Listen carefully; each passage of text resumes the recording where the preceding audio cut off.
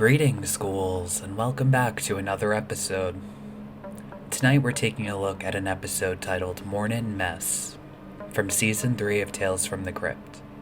This episode was written and directed by Manny Cotto, who went on to write and produce a ton of television. Spoiler alert, I think this episode is very well done. We begin by meeting two homeless men that bunk together in an alleyway. They're best buddies. One of them is a heavy drinker. He hasn't been feeling good, so his mate goes to find some medical attention.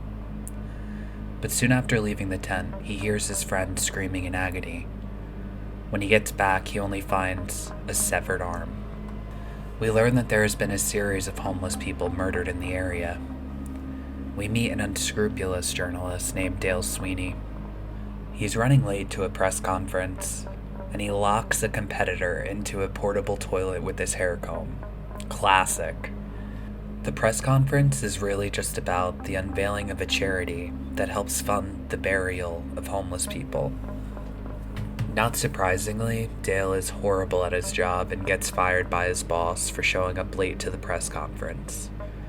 Dale tries telling her that he was late because they cut his electricity, but she knows he was just blackout drunk, up to his usual shenanigans.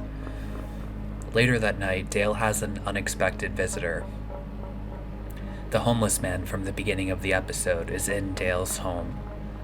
He very clearly tells Dale that he must write a story explaining that the homeless man is not a murderer. The newspapers have the homeless man's picture on the front page. Dale is told that he must go to the Grateful Homeless Cemetery tomorrow and hang out till sunset. He tells Dale that once he goes there and sees for himself, to come meet back up with him in the alley for the rest of the juicy details. The homeless man is not afraid to give names. So Dale heads over to the cemetery and checks it out. He runs into the spokeswoman, Jess. Dale asks her out for lunch, promising her a sneak peek of his story on the society, and she agrees. Sure you don't want a bite? I don't eat meat. Oh God, you're not one of those, are you? Not exactly. The date's going well, so they get right down to it. The unethical journalist turns their encounter into a one-on-one press conference when he starts probing her for questions while secretly recording the conversation. Not cool, Dale. Not cool. Not sure if you guys can tell, but I hate this guy. Every bone in my mass communication major body is appalled by this guy's ethics. However, this fits in really well with the rest of the series. Tales from the Crypt is notorious for having deeply flawed and moral characters that by the end of the episode experience their comeuppance. And yes, there's going to be some comeuppance. Jess catches on to his poorly executed trick and leaves before spilling any information. Good for you, Jess. Dale goes to the alley to meet up with the man. The man looks really bad. He asks if he went to the cemetery and if Dale saw. Confused, Dale says that he only saw some coffins. The man calls Dale an idiot. He didn't stay long enough if he didn't see anything.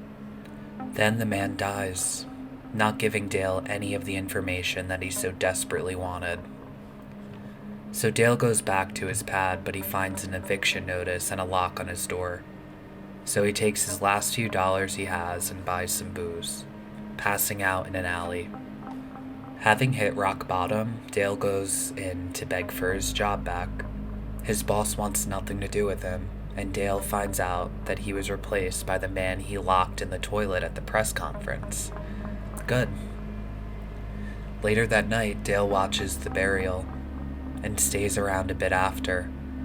The ground moves, unnaturally. It evens out, like something dropped down underground. So Dale starts digging. He finds a secret door which he tries to open but busts right through. He starts to look around. There's coffins and lanterns and a ton of human skeletons. Spooky! What's next, a ghost? He hears someone moving around. He tries his best to find an escape route, but he's in a lot of trouble. He hides in the first coffin he sees. It's the only place. Of course, he picks one with a decomposing body in it. Ugh. The coffin gets picked up and it starts moving. It's plopped down on a gorgeously made dining table. A man welcomes the confused Dale and explains that he is a member of Ghouls, the grateful homeless outcast and unwanted slayaway society. Then, what we've all been waiting for, the grand reveal. Once he rips away his mask, we see his true form, a hideous vampire. Dale tries to run from the ghoul, but walks right into none other than his journalist competitor.